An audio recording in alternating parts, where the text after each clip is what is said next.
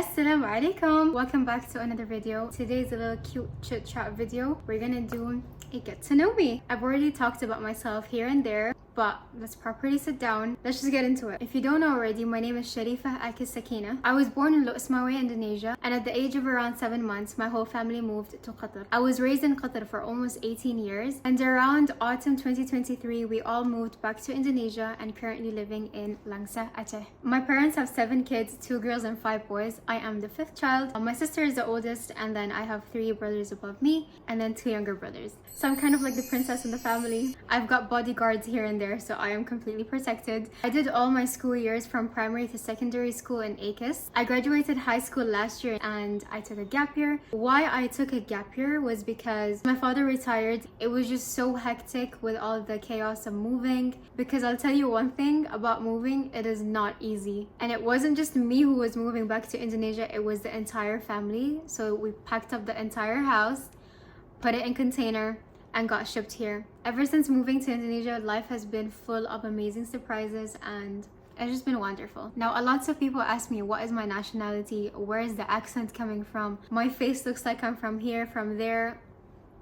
I'm fully Indonesian. Both my parents are Acehese, but my great-grandparents have blood from India as well as Yemen. Hence, living in Qatar, I've obviously picked up their language, their accent, their tradition, their clothing. And my friend group is literally a mix. I have people from all over the world. So naturally, I pick up their language and their accent. Yes, I lived in Qatar for almost 18 years, but I do not speak Arabic fluently. I know phrases and I know words, and I do mix them with English, but I do not speak Arabic fluently.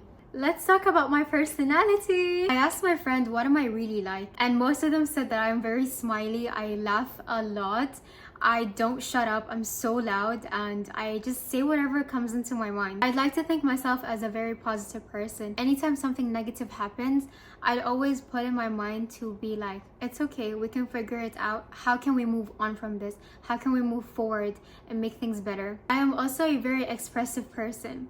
Either my mouth will talk or my face will show it to you. If I like something, I will show that I like it. If I don't like something, I'll put a face on. You'll know I don't like it. Over the past 2 years, I've come to realize that I actually have a strong mindset. For example, of course I do social media, Instagram, YouTube, and recently TikTok. Social media is an open space. It's an open platform. Anyone can say anything they want. They can see what you're doing, get information. People that we may or may not know, they can say anything behind the screen. For example, saying something negative. Thank God, a majority of the comments that I get are really positive responses, but there's always going to be a negative comment once in a while. And people ask me, how do you deal with negativity? I literally don't. I would block that person. I would just delete it, because if I deal with that, not only am I wasting my time, my energy and thought, literally just delete and block. And what? Who are you? Another reason why I have a strong mindset is because I have a mother who tells me people who don't like you, people who don't like what you're doing, how you look, how you dress, and how you behave are just jealous people. They want something that you have, and that's their insecurity. So I'm not losing anything. I use that negativity as motivation to just push myself harder. And honestly, that negativity is just soil, and I'm a blooming flower. I want to talk about a few of my hobbies. Either that's when I'm bored or I'm stressed, I bake. I feel like baking is therapy. Some of the things that I usually make are brownies. Obsessed, by the way. I miss making and eating my own brownies. Another thing I make is carrot cake. The warmth, the cinnamon powder in it, it is undefeated. And of course, everyone's favorite, chocolate chip cookies. Whether you know how to bake or not, you've at least tried to make a chocolate chip cookie recipe once in your life. I feel like if you tell me you've never baked your own cookies, كذاب والله كذاب. مستحيل you never tried to make your own cookie recipe. The first few years of secondary school, I would make cookies, put 2 of them inside a plastic bag. I would sell them in school and I would make my own. And honestly, best few years of my life. My friends loved it. I even sold some to my teachers. And my friends have always been so supportive of me. No matter what I do, they're like, do it, girl. Do it with all your efforts and make sure you're happy with yourself. You're proud. And I was 100% so proud of myself. I was making my own earnings. I was a young businesswoman. Another one of my hobbies is painting, getting creative, playing with colors. Favorite thing in the world. In year 12, I took AS Art, one of my favorite classes ever. The teacher was so nice. The friends I had in that class, top tier. I never liked painting people or like their face, their eyes, their mouth. I never liked that. I was very into flowers, sceneries, and desserts. I like those things. We explored different types of mediums. One of the greatest things I've done and discovered was acrylic mixed with flour or sand, and it created this like textured paste, and when it dries, oh, it's so 3D. A little fact I'd like to share: when I was younger, I would draw 2 butterfly wings on my face.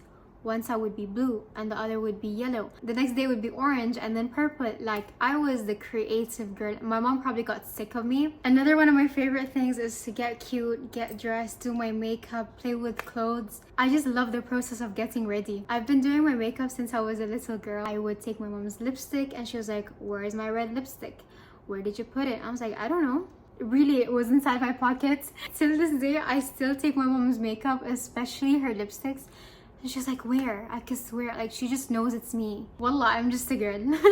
When I was younger, my father would come home with, you know, like those little makeup for kids and like hair tools that I would use every single day, by the way. Do my own hair. I even got to the point where I cut my own hair. And I will tell you, my mom was not happy with me. If you've never cut your own hair when you were younger, you didn't have a childhood. So I taught myself makeup, I taught myself how to do hair, I taught myself how to paint, literally name it. I did it with the help of like YouTube tutorials. On to the next topic, I want to share with you guys some of my talents. Back in Qatar, I used to be in a dance team.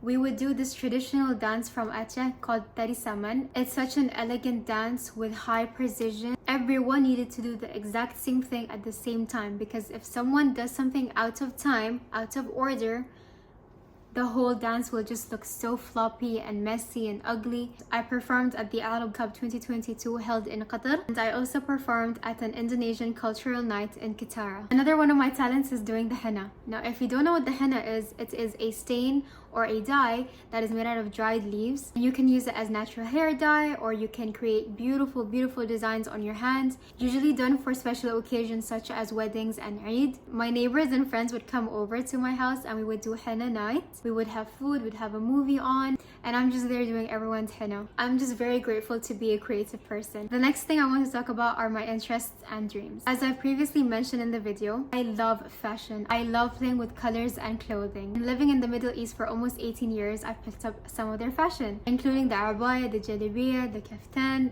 name it. When COVID was almost coming to an end, I fell in love with the abaya and I wore it on a daily basis.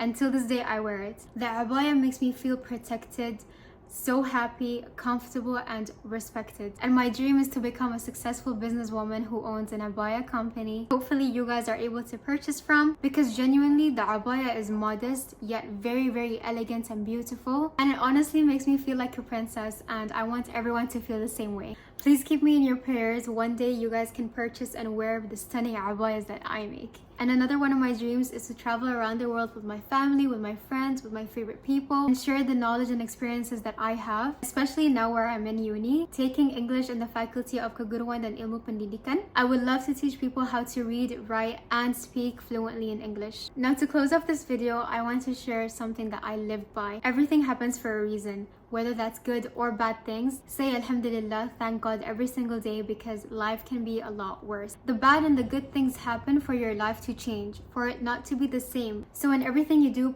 put all your efforts in it. And tabaan, just be good to people. The kindness that you did to someone will come back to you 1,000 times better. And Moham, that's been my get to know me video. I hope you guys get a picture of what I'm actually like. Yeah, I will see you in another video. Bye!